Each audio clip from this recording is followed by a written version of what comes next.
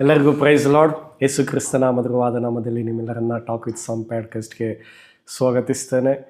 ನಮ್ಮ ಮಧ್ಯದಲ್ಲಿ ಸೇವಕರಿದ್ದಾರೆ. ಅಣ್ಣ, ನಿಮಗೂ ಯೇಸು ಕ್ರಿಸ್ತನ ನಾಮದಲ್ಲಿ ಸ್ವಾಗತಿಸ್ತೇನೆ. ಹೇಗಿದ್ದೀರಾ? ಚೆನ್ನಾಗಿದ್ದೀನಿ ಮನೋಜ್, ನೀವು ಹೇಗಿದ್ದೀರಿ? ನಾನು ಚೆನ್ನಾಗಿದ್ದೀನಿ ದೇವರ ಕೃಪೆಯಿಂದ. ಸೊ ಅನೇಕ ವಾರಗಳಿಂದ ಸಭೆಯ ಕುರಿತಾಗಿ ನಾವು ನೋಡ್ತಾ ಬರ್ತಾ ಇದ್ದೇವೆ. ವೀಕ್ಷಕರಿಗೆಲ್ಲ ಅದು ಅನುಕೂಲವಾಗಿದೆ ಎಂಬುದಾಗಿ ನೆನೆಸ್ತೇನೆ.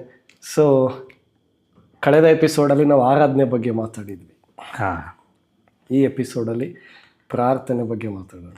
ಪ್ರಾರ್ಥನೆ ಒಳ್ಳೆ ಸಭೆಯಲ್ಲಿ ಮತ್ತು ವೈಯಕ್ತಿಕ ಜೀವಿತದಲ್ಲಿ, ಅದಕ್ಕಿಂತ ಮುಂಚೆ ಪ್ರಾರ್ಥನೆ ಅಂದ್ರೇನು, ಪ್ರಾರ್ಥನೆ ಯಾಕೆ ಒಬ್ಬ ವಿಶ್ವಾಸಿಯ ಜೀವಿತದಲ್ಲಿ ಅವಶ್ಯ? ಪ್ರಾರ್ಥನೆ ಒಂದು ಏನು ಹೇಳ್ಬೋದು, ಅದೊಂದು ಒಬ್ಬ ವಿಶ್ವಾಸಿಯ ನಾಡಿ ಮಿಡಿತ ಅಂತಂದರೆ ತಪ್ಪಾಗಲಾರ್ದು. ಯಾಕಂತಂದರೆ ಪ್ರಾರ್ಥನೆ ಅನ್ನುವಂಥದ್ದು ಬಹಳಷ್ಟು ಜನರ ಮಾತಿನಿಂದ ಶೃಂಗರಿಸಲ್ಪಟ್ಟ, ಆದರೆ ವೈಯಕ್ತಿಕವಾಗಿ ನಿರಾಭರಣ ಸುಂದರಿ ಅಂತ ಕರಿತೀನಿ ನಾನು ಪ್ರಾರ್ಥನೆನ. ಸೊ ಆಕೆಯಲ್ಲಿ ಉತ್ಪ್ರೇಕ್ಷೆಗಳಿರೋದಿಲ್ಲ, ಆಕೆಯಲ್ಲಿ ಬಹಳ ಹೆಚ್ಚಿನ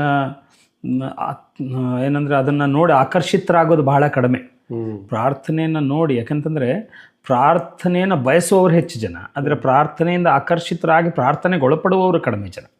ಸೊ ಹಾಗಾಗಿ ಅದೊಂದು ಉತ್ತಮವಾದಂಥ, ಆದರೆ ಸಭೆಯಲ್ಲಿ ಬಹಳಷ್ಟು ಕಡೆಗಣಿಸಲ್ಪಟ್ಟಂಥ ಸಂಗತಿಗಳಲ್ಲಿ ಪ್ರಾರ್ಥನೆ ಒಂದು ಅಂತ ನಾನು ಭಾವಿಸ್ತೀನಿ.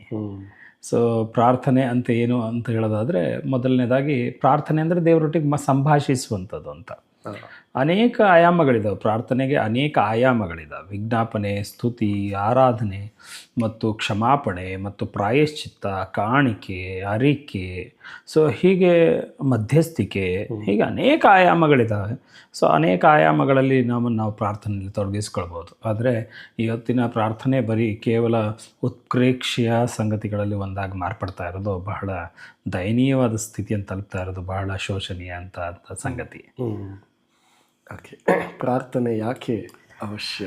ಪ್ರಾರ್ಥನೆ ಯಾಕೆ ಅವಶ್ಯ ಅಂತಂದರೆ, ಈಗ ನಾನು ಪಾಸ್ಟರ್ ಮನೋಜ್ ಈ ಪಾಡ್ಕಾಸ್ಟನ್ನು ನಡೆಸ್ತಾ ಇದ್ದೀವಿ. ಈ ಪಾಡ್ಕಾಸ್ಟನ್ನು ನಡೆಸುವಾಗ ಇಬ್ಬರು ಸಂಭಾಷಿಸೋದು ಬಹಳ ಮುಖ್ಯ. ಈಗ ಅರ್ಧ ಗಂಟೆ ವಿಡಿಯೋನ ನೀವು ಇಬ್ಬರು ಸುಮ್ಮನೆ ಕುತ್ಕೊಂಡು ಹಾಕಿದರೆ ಏನು ಪ್ರಯೋಜನಕ್ಕೆ ಬರ್ಬೋದು? ಸೊ ಅಂದರೆ ಪ್ರಾರ್ಥನೆ ಅನ್ನುವಂಥದ್ದು ದೇವರೊಟ್ಟಿಗೂ ಮತ್ತು ಮನುಷ್ಯರೊಟ್ಟಿಗೂ ಕಮ್ಯುನಿಕೇಟ್ ಆಗುವಂಥ ಒಂದು ಸಂಗತಿ. ಅದೊಂದು ವೇ ಆಫ್ ಕಮ್ಯುನಿಕೇಷನ್. ಅದು ಆ ವೇ ಆಫ್ ಕಮ್ಯುನಿಕೇಷನ್ ಅನ್ನುವಂಥದ್ದು ಬಹಳ ಮುಖ್ಯ ಪ್ರತಿಯೊಬ್ಬ ವಿಶ್ವಾಸಿ ಜೀವಿತದಲ್ಲಿ.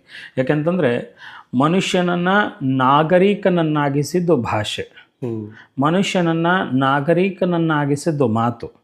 ಯಾಕೆಂತಂದರೆ ಅದು ಜನಾಂಗದಿಂದ ಜನಾಂಗಕ್ಕೆ ಮತ್ತು ತಲತಲಾಂತರಗಳಿಂದ ಶತಶತಮಾನಗಳಿಂದ ಅದು ಒಬ್ಬರಿಂದ ಒಬ್ಬರಿಗೆ ಕಮ್ಯುನಿಕೇಟ್ ಆಗ್ತಾ ಬಂದ ನಿಮಿತ್ತವಾಗಿ ನಾವಿವತ್ತು ಸುಲಭವಾಗಿ ರಿಫೈನ್ ಮಾಡೋದಕ್ಕಾಯ್ತು ಮನುಷ್ಯನ ನಾಗರಿಕತೆಯನ್ನು. ಸೊ ಆ ಮನುಷ್ಯನ ನಾಗರಿಕತೆಯನ್ನು ಹೇಗೆ ಮಾತು ಅಥವಾ ಭಾಷೆ ಹೇಗೆ ಮೌಲ್ಯೀಕರಿಸ್ತೋ ಅದೇ ರೀತಿಯಾಗಿ ಪ್ರಾರ್ಥನೆ ದೇವರ ಮತ್ತು ಮನುಷ್ಯನ ಸಂಬಂಧವನ್ನು ಮೌಲ್ಯೀಕರಿಸುತ್ತದೆ. ಸೊ ಹಾಗಾಗಿ ಬಹಳ ಮುಖ್ಯವಾದದ್ದು ಪ್ರಾರ್ಥನೆ.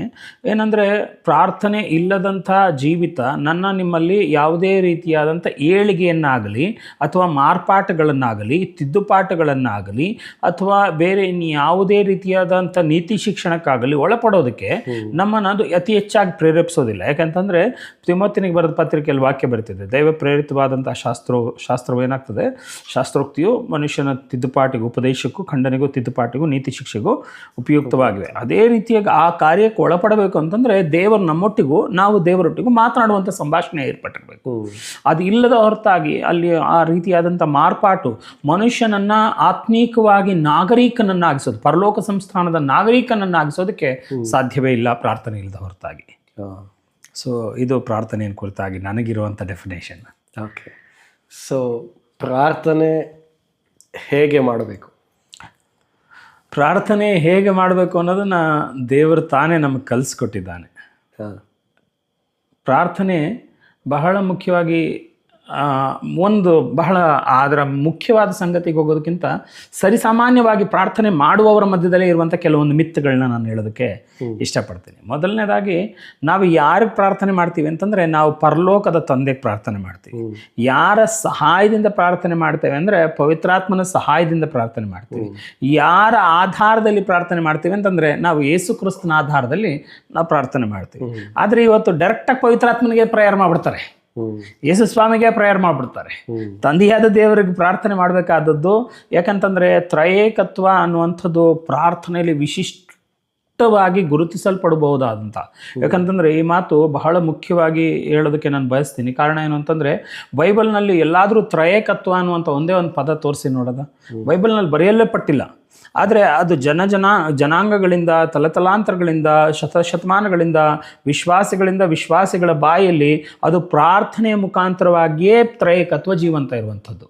ಸೊ ಹಾಗಿರ್ಬೇಕಾದ್ರೆ ನಾವು ತ್ರಯೇಕತ್ವವನ್ನು ದಯಮಾಡಿ ಪ್ರಾರ್ಥನೆಯಲ್ಲಿ ಉಪಯೋಗಿಸೋದು ಬಹಳ ಮುಖ್ಯವಾದಂಥ ಸಂಗತಿ. ಸೊ ನಾವು ತಂದೆಯಾದ ದೇವರಿಗೆ ಪ್ರಾರ್ಥನೆ ಮಾಡಬೇಕು, ಪವಿತ್ರಾತ್ಮನ ಸಹಾಯದಿಂದ ಪ್ರಾರ್ಥನೆ ಮಾಡಬೇಕು, ಯೇಸು ಕ್ರಿಸ್ತನ ಆಧಾರದಲ್ಲಿ ಪ್ರಾರ್ಥನೆ ಮಾಡಬೇಕು.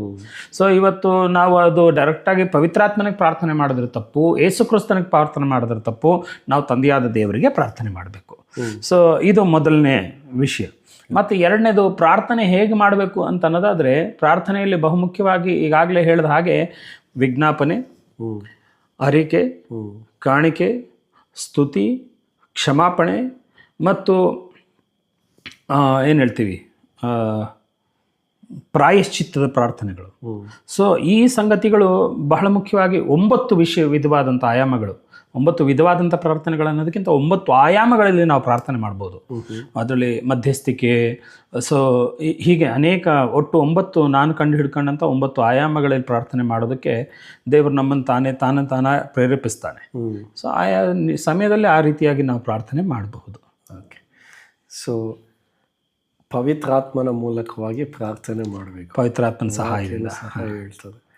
ಈಗ ಪವಿತ್ರಾತ್ಮನ ಮೂಲಕವಾಗಿ ಆತ್ಮನ ಸಹಾಯದಿಂದ ಪ್ರಾರ್ಥನೆ ಮಾಡೋದಂದ್ರೆ ಹೇಗೆ? ಆತ್ಮನ ಸಹಾಯದಿಂದ ಪ್ರಾರ್ಥನೆ ಮಾಡೋದು ಅಂತಂದರೆ ರೋಮಾಪುರದವ್ರಿಗೆ ಬರೆದ ಪತ್ರಿಕೆಯಲ್ಲಿ ಮಾತಿಲ್ಲದ ನರಳಾಟದಿಂದ ಆತನು ತಾನೇ ನಮಗೀಗಾಗಲೇ ನಮಗೋಸ್ಕರವಾಗಿ ಈತನು ಬೇಡ್ಕೊಳ್ತಾನೆ ಇದ್ದಾನೆ. ಆತನು ಅಂತನ್ನುವಾಗ ಬೈಬಲ್ನಲ್ಲಿ ಎಲ್ಲೆಲ್ಲ ಆತನು ಅಂತ ಬರೆಯಲ್ಪಟ್ಟಿದೆಯೋ ಅದು ದೇವರನ್ನು ಕುರಿತಾಗಿ ಮಾತ್ರವೇ ಬಳಸಲ್ಪಟ್ಟಿರುವಂಥ ರೆವರೆನ್ಸ್ ಪದ ಅದು. ಅದಕ್ಕೆ ಆ ಪದ ಬರೋವಾಗಲೆಲ್ಲ ಕ್ಯಾಪಿಟಲ್ ಹೆಚ್ಚಾಗುತ್ತೆ. ಸೊ ಪವಿತ್ರಾತ್ಮನ ತಾನೇ ನಮಗೋಸ್ಕರವಾಗಿ ಮಾತಿಲ್ಲದ ನರಳಾಟದಿಂದ ಈಗಾಗಲೇ ಅಂದರೆ ಸಂವೇದನೆಗೊಳಪಡುವಂಥದ್ದು ಪ್ರಾರ್ಥನೆಯ ಮೊದಲನೇ ದಿಕ್ಕು.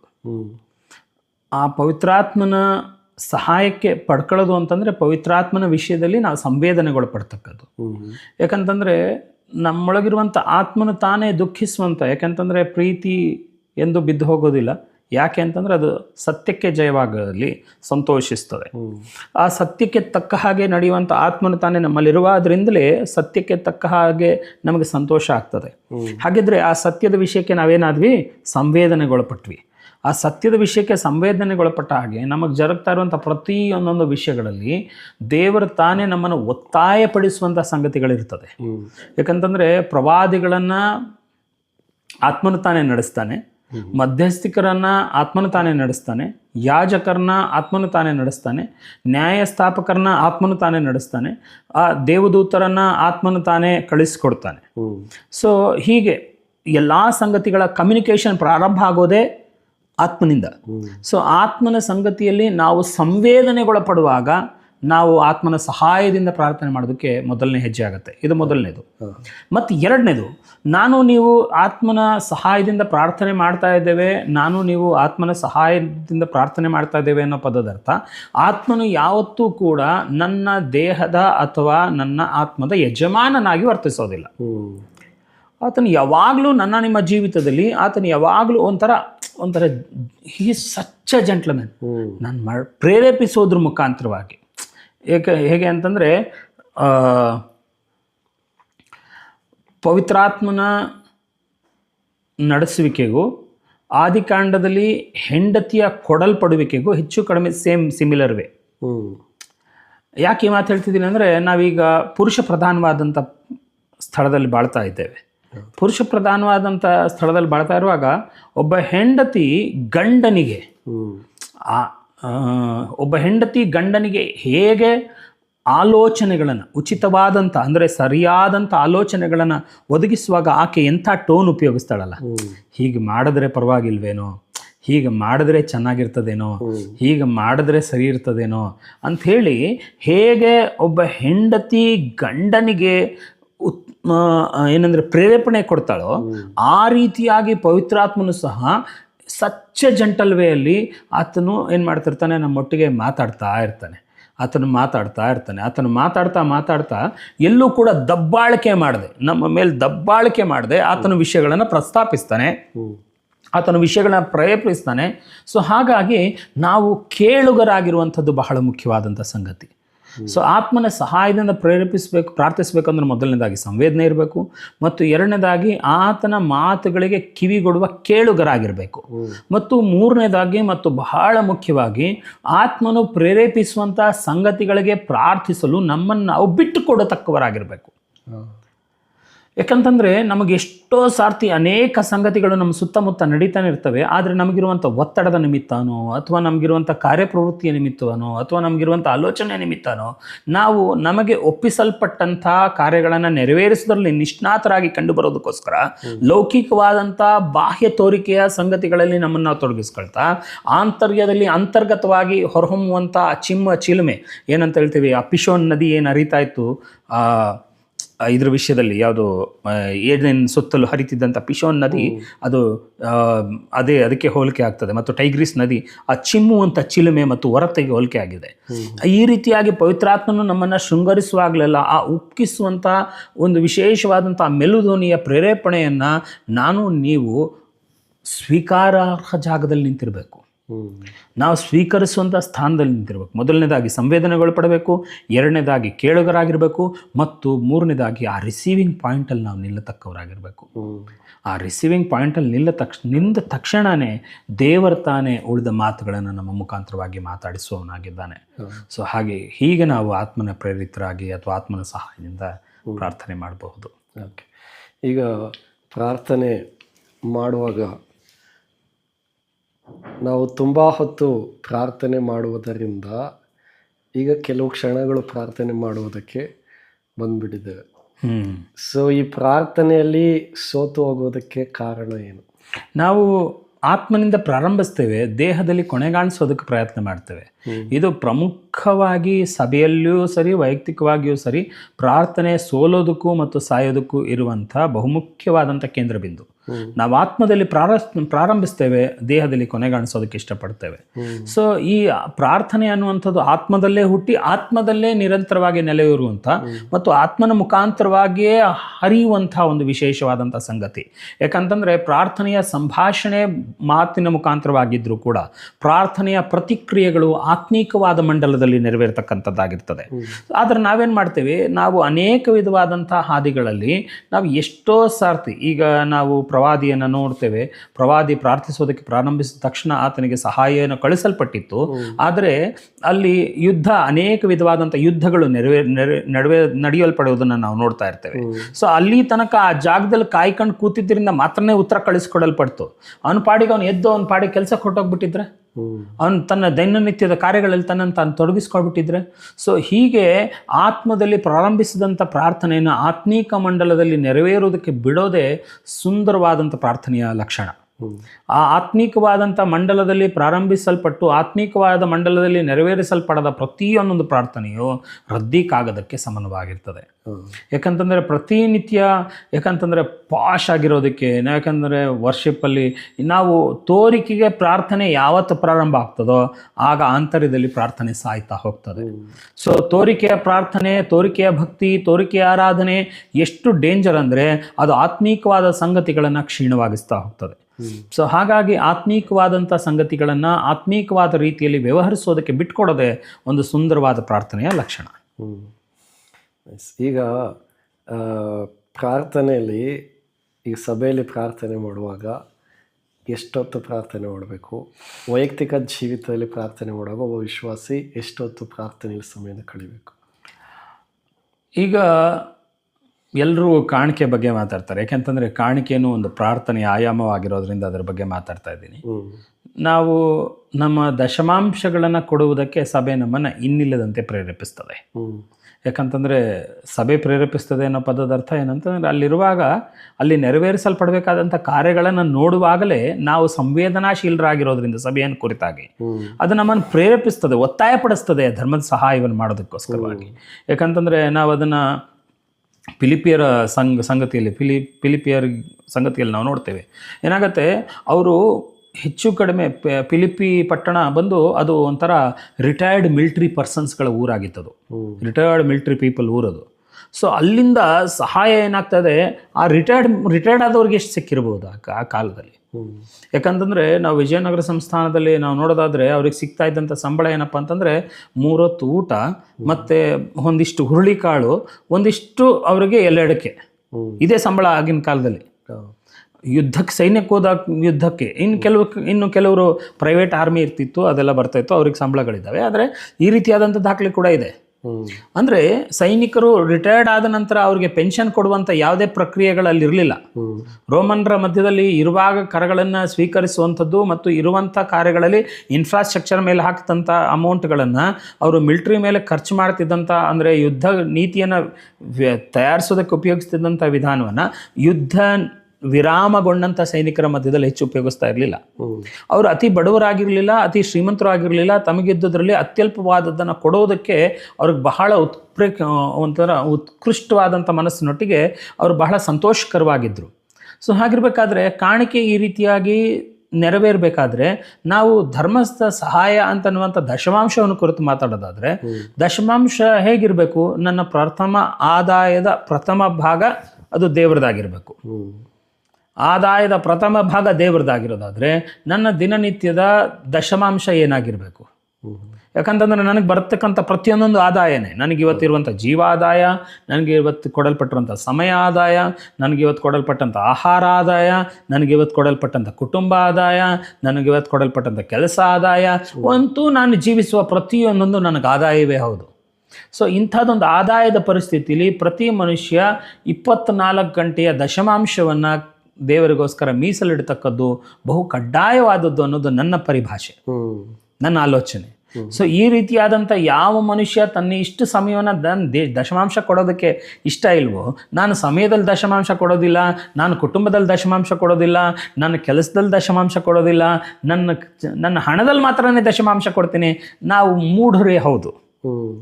ಸೊ ನಾವು ಹೆಚ್ಚು ನಮಗಿರತಕ್ಕಂಥ, ನಮಗೆ ಕೊಡಲ್ಪಟ್ಟಂಥ ಎಲ್ಲ ಒಳಿತುಗಳಲ್ಲಿ, ಎಲ್ಲ ಪ್ರಿವಿಲೇಜ್ಗಳಲ್ಲಿ ನಾವು ದೇವರನ್ನ ಸಂತೋಷಪಡಿಸೋದು ಉತ್ತಮವಾದದ್ದು. ಹಾಗಾಗಿ ಮಿನಿಮಮ್ ಆ 24 ಗಂಟೆಯ ದಶಮಾಂಶ ನಾವು ಕೊಡಲೇಬೇಕು.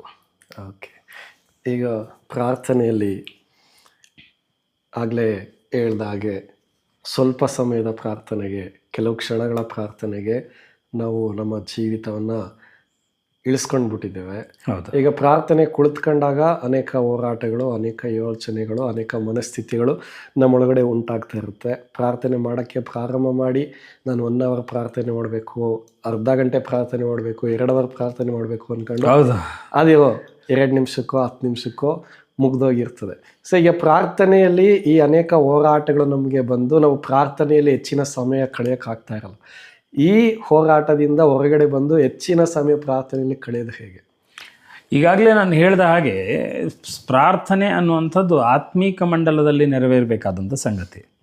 ಇದನ್ನು ನಾವು ದೇಹದಲ್ಲಿ ಪ್ರಾರಂಭಿಸಿ ಎಷ್ಟೋ ಸಾರ್ತಿ ನನ್ನ ಜೀವಿತದಲ್ಲಿ, ವೈಯಕ್ತಿಕವಾದ ಜೀವಿತದಲ್ಲಿ ನಡೆದಿದೆ. ಇದು ಏನಂದರೆ, ನನಗನ್ನಿಸಿರ್ತದೆ ನಾನು ಅರ್ಧ ಗಂಟೆ ಪ್ರಾರ್ಥನೆ ಮಾಡಿದ್ದೀನಿ, 1 ಅವರ್ ಪ್ರಾರ್ಥನೆ ಮಾಡಿದ್ದೀನಿ, 1.5 ಗಂಟೆ ಪ್ರಾರ್ಥನೆ ಮಾಡಿದ್ದೀನಿ ಅನಿಸಿರ್ತದೆ. ತೆಗೆದು ನೋಡಿದ್ರೆ 5 ರಿಂದ 6 ನಿಮಿಷ ಆಗಿರ್ತದೆ ಅಷ್ಟೇ. ನಾನು ಎಲ್ಲೋ ಪ್ರಾರ್ಥನೆ ಮಾಡಿ ಎಷ್ಟೊತ್ತಿಂದನೋ ಪ್ರಾರ್ಥನೆ ಮಾಡ್ತಿದ್ದೀನಿ, ಹಂಗೆ ಮಾಡ್ತಿದ್ದೀನಿ, ಹಿಂಗೆ ಮಾಡ್ತಿದ್ದೀನಿ, ನಾನು ಅದು ಮಾತಾಡಿದ್ದೀನಿ, ನಾನು ಇದು ಮಾತಾಡಿದ್ದೀನಿ, ಹಾಗೆ ಹೀಗೆ ಅಂತೆಲ್ಲ ಅಂದ್ಕೊಳ್ತೀನಿ. ಕೆಲವು ಸರ್ತಿ 10 ನಿಮಿಷನೂ ದಾಟಿರೋದಿಲ್ಲ, ಅನ್ಕೊಳಕ್ಕೆ ಮಾತ್ರ 1 ಗಂಟೆ ಪ್ರಾರ್ಥನೆ ಮುಗ್ದಿರ್ತದೆ. ಸೊ ಆ ರೀತಿಯಾದಂಥ ಸಂದರ್ಭಗಳು ಯಾಕೆ ಪ್ರಾರಂಭ ಆಗ್ತದೆ ಅಂತಂದರೆ, ನಾವು ದೈವಿಕವಾದಂಥ ಸಂಸರ್ಗಕ್ಕೆ ಒಳಪಡದೆ ಪ್ರಾರ್ಥನೆ ಮಾಡುವಂಥ ವಿಧಾನ. ದೈವಿಕವಾದ ಸಂಸರ್ಗ ಅಂದರೆ ಏನು? ದೈವಿಕವಾದ ಸಂಸರ್ಗ ಅಂತಂದರೆ ದೇವರನ್ನು ನಮ್ಮೊಟ್ಟಿಗೆ ಮಾತನಾಡಲು ಬಿಟ್ಟು ಪ್ರಾರ್ಥಿಸುವಂಥದ್ದು. ದೇವರು ನಮ್ಮ ಹತ್ರ ಮಾತಾಡಲಿ ಫಸ್ಟು.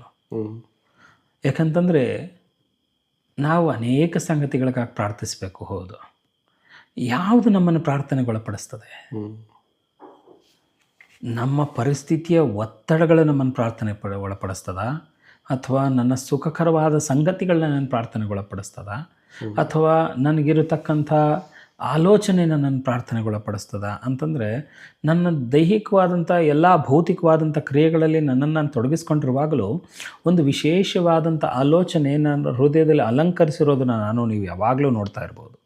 ನಾವು ಯಾವಾಗಲೂ ಎಂಥದೇ ಇಂಪಾರ್ಟೆಂಟ್ ಕೆಲಸ ಮಾಡ್ತಾ ಇರಲಿ, ಒಂದು ಕೆಲಸ ಮಾಡ್ತಾ ಇದ್ದರೆ ಖಂಡಿತವಾಗ್ಲೂ ಇನ್ನೊಂದು ವಿಷಯನೂ ಅದ್ರ ಜೊತೆ ನಮ್ಮ ಜೋಡಣೆ ಆಗಿ ಅದ್ರ ಮುಂದಿನ ಭವಿಷ್ಯತ್ ಇರ್ಬೋದು, ವರ್ತಮಾನ ಇರ್ಬೋದು, ಅಥವಾ ಭೂತಕಾಲ ಇರ್ಬೋದು, ಅದು ನಮ್ಮನ್ನು ಯಾವಾಗಲೂ ಅದು ಹಾಗೇ ಏನು ಮಾಡ್ತಾ ಇರ್ತದೆ, ಅದು ಹಾಗೇ ಟ್ರಾವೆಲ್ ಮಾಡ್ತಾ ಇರ್ತದೆ ನಮ್ಮ ಜೊತೆ. ಈ ಸ್ಥಾನಕ್ಕೆ ನಾವು ಯಾವಾಗ ದೇವರನ್ನ ಕರ್ಕೊಂಬಂದು ಕೂರಿಸೋದಿಲ್ವೋ ಆಗ ನಮ್ಮ ಪ್ರಾರ್ಥನೆ ನೆರವೇರೋದಕ್ಕೆ ಸಾಧ್ಯನೇ ಇಲ್ಲ. ಯಾಕಂತಂದರೆ ದೇವರು ತನಗೆ ಏನು ಬೇಕು ಅನ್ನೋದನ್ನು ನಮ್ಮೆಲ್ಲರಿಗಿಂತ ಚೆನ್ನಾಗಿ ಅರ್ಥವನಾಗಿದ್ದಾನೆ. ದೇವರು ನಮಗೇನು ಬೇಕು ಅನ್ನೋದನ್ನು ನಮ್ಮೆಲ್ಲರಿಗಿಂತ ಚೆನ್ನಾಗಿ ಅರ್ಥ ಮಾಡ್ಕೊಂಡವನಾಗಿದ್ದಾನೆ. ಆಹಾರಕ್ಕಾಗಿ, ಬಟ್ಟೆಗಾಗಿ, ವಸತಿಗಾಗಿ ಇನ್ನೂ ನಾವು ಪ್ರಾರ್ಥನೆ ಮಾಡ್ತಾನೆ ಇದ್ದರೆ, ಯಾಕಂತಂದರೆ ಅಬ್ರಹಾಮ್ ಮ್ಯಾಸ್ಲೋ ಅನ್ನುವಂಥವ್ರು ಒಂದು ಸೈಕಲಾಜಿಕಲ್ ಪಿರಮಿಡನ್ನು ಮಾಡ್ತಾರೆ.